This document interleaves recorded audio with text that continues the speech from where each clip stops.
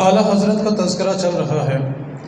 اعلیٰ حضرت کے پاس ایک شخص آیا، اس نے کہا حضور آپ یہ کہتے ہیں کہ سارے کا سارا قرآن نعت مصطفیٰ ہے، الحمد سے لے کے والناس تک جہاں سے پڑھو تمہیں نعت مصطفیٰ مل جائے گی۔ کہنے لگا آپ کی یہ بات ٹھیک نہیں ہے۔ آپ نے فرمایا وہ کیوں؟ کہنے لگا آپ پڑھیں قل هو اللہ احد، اللہ ایک ہے۔ کہا یہ سورہ اخلاص جتنی بھی ہے یہ توحید بیان کرتی ہے، اس میں نعت مصطفیٰ کہاں سے آ گئی؟ اور آپ نے یہ کہا ہے کہ سارے کا سارا قرآن نعت مصطفیٰ ہے، اور اس صورت کے اندر تو صرف اللہ کے ایک ہونے کا، اس کے بے نیاز ہونے کا اعلان کیا جا رہا ہے، یہاں نعت مصطفیٰ کیسے آ گئی؟ آپ نے فرمایا دوبارہ پڑھ۔ کہنے لگا قل هو اللہ احد، فرمایا پھر پڑھ۔ کہنے لگا قل، فرمایا رک جا، قل کا ترجمہ کر۔ کہنے لگا قل کا ترجمہ یہ ہے اے محبوب آپ کہیں، قل اے محبوب آپ کہیں کہ وہ ایک ہے۔ فرمایا کیا اللہ خود نہیں کہہ سکتا تھا کہ میں ایک ہوں؟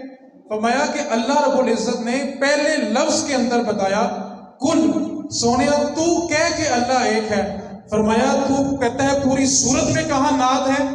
جہاں سے سورت شروع ہوتی ہے اللہ نے پہلے نعت مصطفیٰ کو رکھا ہے، بعد میں اپنی توحید کو رکھا ہے۔ فرمایا قل کہہ کر تجھ سے اپنی بات کروائی، قل کہہ کر تجھ سے اپنی بات کروائی، خدا کو کس قدر پسند ہے کلام تیرا۔ فرمایا سارے کا سارا قرآن نعت مصطفیٰ ہے۔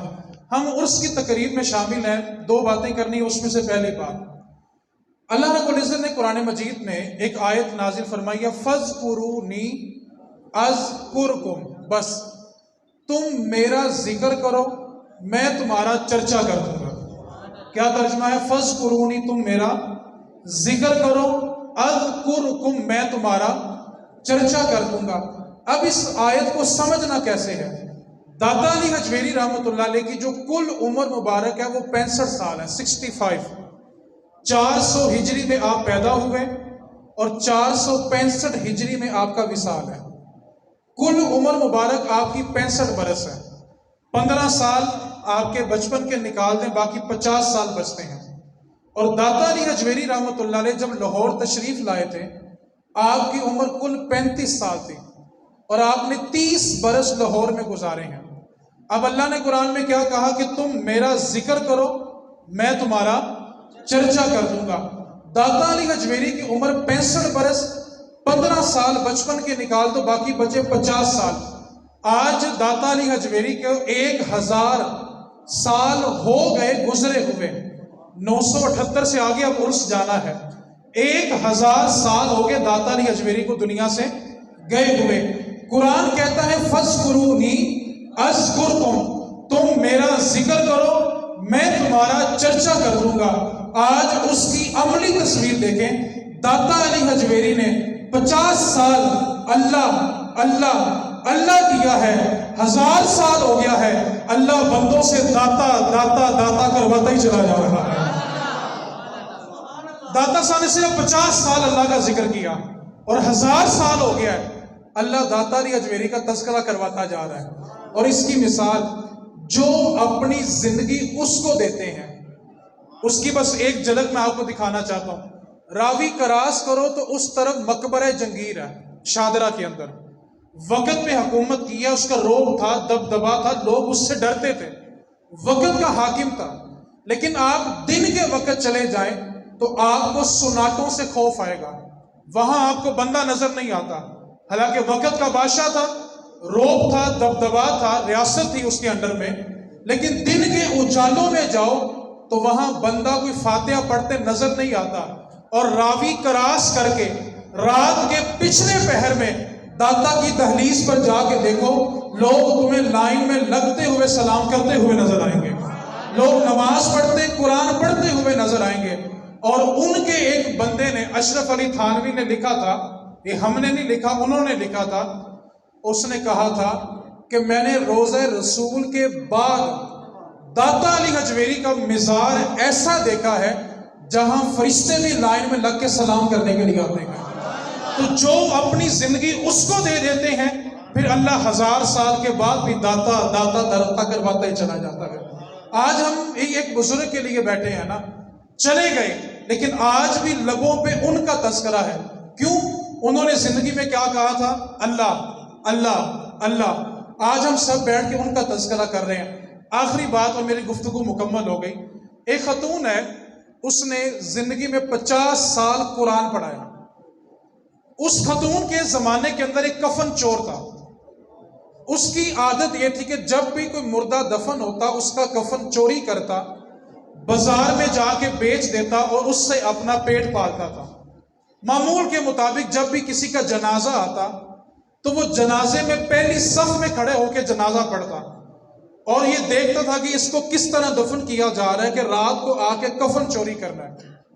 اب وہ جو خاتون جس نے 50 سال اللہ کا قرآن پڑھایا، اس کا وصال ہو گیا اور اس کفن چور نے پہلی صف میں آ کے جنازہ پڑھا اور جنازے میں اور تدفین میں شریک رہا اور یہ دیکھتا رہا کہ آخر اس کو دفن کس طرح کیا جا رہا ہے. جب دفن کر دیا گیا، رات کا پچھلا پہر ہوا، کفن چوری کرنے کے لیے جب قبر کو کھودا تو دیکھا قبر میں اللہ کا نور اتر رہا ہے. سلیبیں ہٹائی تو دیکھا اندر قبر نور علی نور ہے.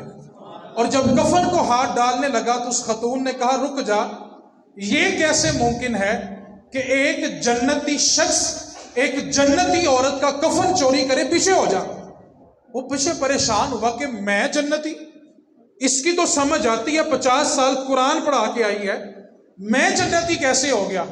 اس نے جب دوبارہ اپنا ہاتھ آگے بڑھایا پھر آواز آئی پیچھے ہٹ جا. یہ کیسے ممکن ہے کہ ایک جنتی مرد ایک جنتی عورت کا کفن چوری کرے؟ پھر پیچھے ہٹا. جب تیسری بار آگے بڑھا تو کہا تجھے سمجھ نہیں آتی، خبردار پیچھے ہو جا. تو جنتی مرد ہو کے ایک جنتی عورت کا کفن چوری کر رہا ہے، یہ کیسے ممکن ہے؟ کہنے لگا تیری بات تو سمجھ آتی ہے کہ تو جنتی ہے، 50 سال اللہ کا قرآن پڑھا کے آئی ہے، لیکن میں نے ساری زندگی مردوں کے کفن چوری کیے ہیں، میں کیسے جنتی ہو گیا؟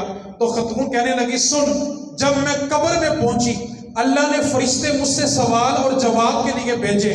فرشتوں نے آ کے مجھ سے سوال کیے، جواب دیے. جب میں اپنے امتحان میں کامیاب ہو گئی تو اللہ رب العزت نے پوچھا فرشتوں اس سے پوچھو یہ عورت کیا چاہتی ہے؟ ساری زندگی میرا قرآن پڑھا کے آئی ہے، آج یہ جو مانگے گی اس کا رب اس کو عطا کرے گا. اور سن، جب میرے رب نے مجھ سے کہا کہ مانگ کیا مانگتی ہے تو میں نے کچھ اور نہیں مانگا، میں نے اللہ سے یہ دعا مانگی، اللہ جتنے لوگوں نے آج میرا جنازہ پڑھا ہے، اے اللہ میرے پڑھے ہوئے قرآن کے صدقے سب کو جنت عطا فرما دے. اور تو پہلی صف میں کھڑے ہو کے جنازہ پڑھ رہا تھا. یار جس کا جنازہ پڑھو اور وہ قرآن پڑھنے والا ہو تو اس پہ اتنی برکتیں ہوتی ہیں. سوچو جس کے سینے میں قرآن ہو. آج ہم اپنی بیٹیاں قرآن کے سائے میں رخصت کر رہے ہیں اور ایک ہی سوچ ہے، بیٹی قرآن کے سائے میں جائے گی تو قرآن کی برکت سے زندگی میں سکون ہوگا. یار سوچو تو صحیح، قرآن سر کے اوپر ہو تو اتنی برکت والا ہوتا ہے، وہی قرآن اگر سینے کے اندر ہو تو کتنی برکت والا ہوگا. تو نسلوں کو سایہ نہ دیں، اس کی تعلیم دیں. عرس کا موقع ہے اور آخری جملے. اگر میں کہوں کہ میرے بڑے بہت بڑے بزرگ گزرے اور میرے کردار سے میرے بڑے نظر نہ آئیں تو مجھے اپنے بڑوں کا نام لینا نہیں چاہیے. میں اپنی مثال دے رہا ہوں، صرف اپنی مثال. میں کہوں کہ میرے بڑے بہت کامل گزرے اور میرے کردار سے جھلک نظر نہ آئے. حضرت بایزید بستامی رحمۃ اللہ علیہ آپ کے پاس آپ کا مرید آیا، کہنے لگا حضور میں فلاں شہر میں تبلیغ کرنے جا رہا ہوں، تو کوئی نسخہ بتائیں کہ میری تبلیغ میں اثر ہو اور لوگ میری بات کو جلدی مان لیں. تو بایزید بستامی فرمانے لگے بیٹا سن، کوشش کرنا کہ تمہیں تبلیغ زبان سے نہ کرنی پڑے، تبلیغ کرنے کے لیے زبان کا استعمال نہ کرنا پڑے. تو چلتا پھرتا مصطفیٰ کا کردار کا آئینہ ہو، تجھے دیکھ کر لوگ کہیں یہ حضور کا غلام ہے. تو ہمیں یہ چاہیے کہ ہم اپنے بڑوں کے مشن کو جاری رکھیں. بڑوں نے جو ہمیں نقش قدم دیا ہم اس پر چلیں، اور اگر ہمارے کردار سے وہ خوشبو نہیں آ رہی تو ہمیں اس کی طرف سوچنا پڑے گا، ہمیں اس کی طرف آنا پڑے گا. ایک بات تو یاد رکھیں، ہم سب کیا کہتے ہیں؟ یار صوفی انہوں نے بڑی چنگی زندگی گزاری ہے، ایسے ہی کہتے ہیں، بولو تو صحیح یار، تو اسی کیوں نہیں گزار دے؟ ہم ان کے بارے کیا کہتے ہیں؟ بڑی چنگی، تو اسی کیوں نہیں گزار دے؟ ان کے لیے سب سے بڑا اصالہ ثواب یہ ادارہ ہے، ہم کچھ بھی نہ پڑھیں، جب یہاں قرآن پڑھا جائے گا ان کی قبر میں روشنی ہوتی چلے جائے گی۔ میں بس جو بات میں نے کرنی تھی وہ ہو گئی۔ ایک لمحہ فکریہ آپ کے لیے، جنہوں نے زندگی قرآن کو دی ہے نا، قرآن ان کو تنہا نہیں چھوڑے گا۔ ہم کیا کرتے ہیں جب ہمارے بڑے جاتے ہیں نا، تو ہم ان کے اصالہ ثواب کے لیے نا مدرسوں میں پڑھے ہوئے قرآن لینے جاتے ہیں۔ آپ تصور کریں، میرا والد اگر ساری زندگی مشقت میرے لیے کرے، اپنے مالک کی گندی گالیاں میرے لیے سنے، اور جب میرے باپ کو قرآن کی ضرورت ہو تو میں لوگوں کے ترلے کروں؟ ہم سب اصالہ ثواب کے لیے آئے ہیں نا۔ یہ جملہ دینے لگا ہوں، اس پہ گفتگو مکمل کرنے لگا ہوں۔ ہم نے نسلوں کو رسم و رواج دیے ہیں، دین نہیں دیا۔ رسم و رواج بلا کیا دیے؟ بیٹا اپنے باپ کو دفن کر کے، ماں کو دفن کر کے جب واپس آتا ہے نا، تو وہ لوگوں کو کھانا کھلا رہا ہوتا ہے۔ رات کو سوتا تو سوچتا ہوتا ہے صبح کلوں کے لیے چنے لینے جانا ہے، فروٹ منڈی پھل لینے کے لیے جانا ہے، دیگوں کا سامان لینے کے لیے جانا ہے۔ کاش ہم نے اپنی اس اولاد کو رسم و رواج کے علاوہ اتنا دین دیا ہوتا اور اس کو یہ سمجھایا ہوتا، بیٹا جس وقت تیرے ماں باپ قبر میں حساب میں پھنس جائے نا، ان کی قبر پہ بیٹھ کے اللہ کا قرآن پڑھ لینا۔ وہاں ماں اور باپ قبر میں حساب میں پھنسے ہوتے ہیں، اور بیٹا گھر آ کے چاول تقسیم کر۔ میں چاولوں کا منکر نہیں ہوں، نہ میں اصالہ ثواب کا انکار کر رہا ہوں، بات کر رہا ہوں رسم و رواج کی اور دین کی۔ وہاں ماں اور باپ بیچارے حساب میں پھنسے ہوئے ہیں، اور بیٹے گھر لیٹ کے سوچ رہے صبح چنے لینے کے لیے جانا ہے۔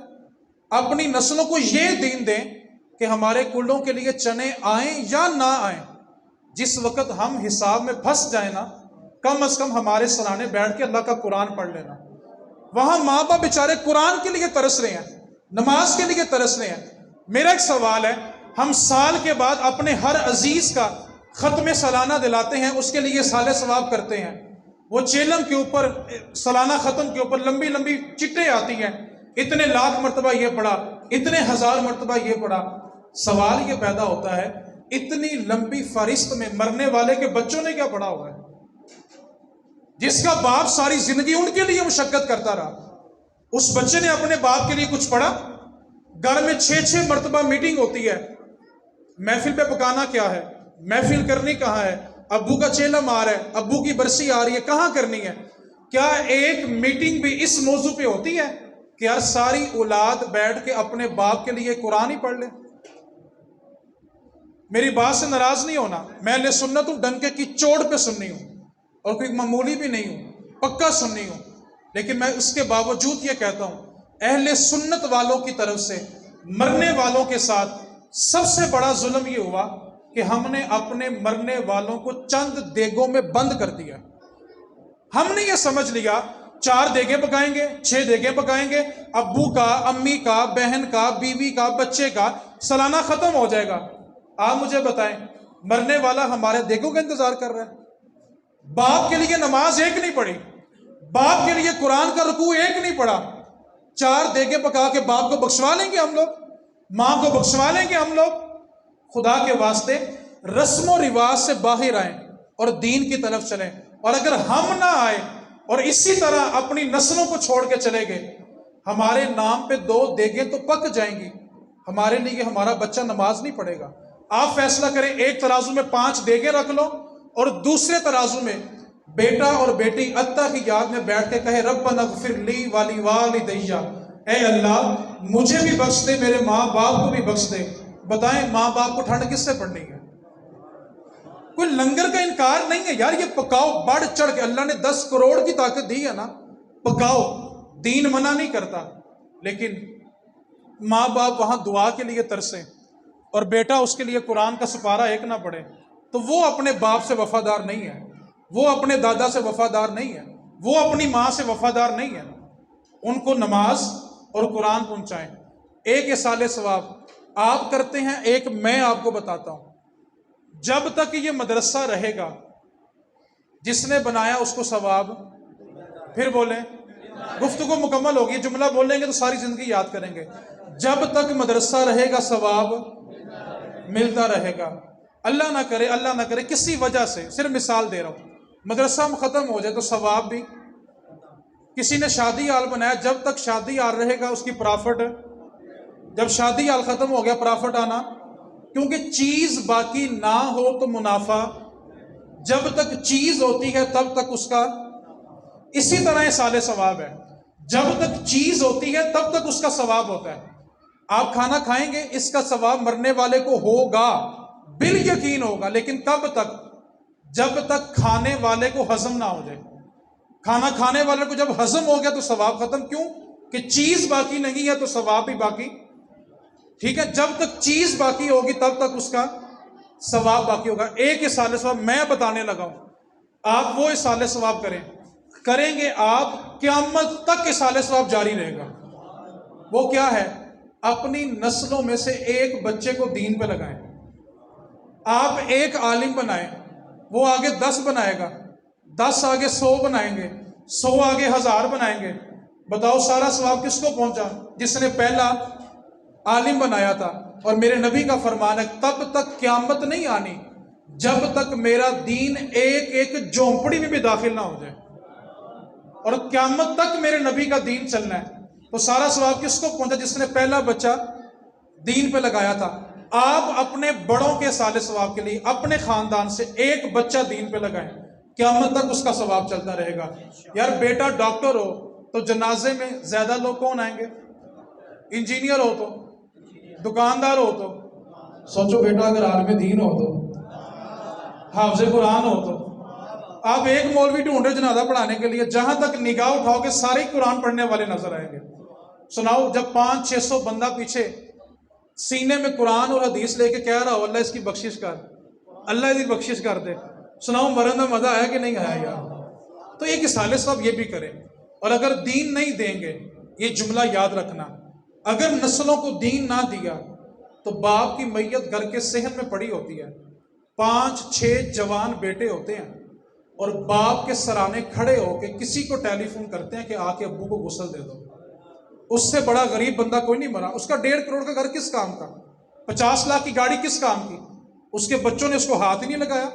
ماں نے بچپن سے لے کے رخصت کرتے وقت بیٹی کا جہیز بنایا. بیٹی کانٹے اتارنے، بالیاں اتارنے، چوڑیاں اتارنے تو آگے آتی ہے، ماں کو نہلانے کے لیے آگے نہیں آتی. اس سے بڑا غریب ماں باپ کوئی نہیں مرا جس کے مرنے کے بعد اس کے بچوں نے اس کو ہاتھ بھی نہیں لگایا. تو اصال ثواب آپ نے کیسا کرنا ہے، آپ کا جنازہ کیسا ہو اس کا فیصلہ آپ نے کرنا ہے. صوفی صاحب نے کام کیا، آج تک ہم ان کا نام لے رہے ہیں. آپ بھی ایسا کام کریں کہ لوگ آپ کا بھی نام لیں. باقی وہی رہے گا. قبرستان میں کھڑے ہو کے دیکھنا، دور تک مٹی نظر آئے گی اور جو اللہ والا ہوگا اس کا چمکتا گنبد نظر آئے گا. یہ فرق ہوتا ہے، مرنے میں فرق ہوتا ہے. مقبرہ جنگیر ہے، دن کے اجالوں میں کچھ نہیں ہے، اور ادھر رات کی تاریکی میں لوگ تمہیں قرآن پڑھتے ہوئے نظر آئیں گے. تو داتا صاحب نے 50 سال کیا کیا؟ اللہ اللہ. 1000 سال ہو گئے اللہ داتا داتا داتا کرواتا ہی چلا جا رہا ہے. فَاذْكُرُونِي أَذْكُرْكُمْ، تم میرا ذکر کرو میں تمہارا چرچا کر دوں گا. اب جس کے جی میں آئے وہ حاصل روشنی کرے، اب جس کے جی میں آئے وہ حاصل روشنی کرے. ہم نے تو دل جلا کے سرے عام کر دیا. وَمَا عَلَيْنَا إِلَّا الْبَلَاغُ.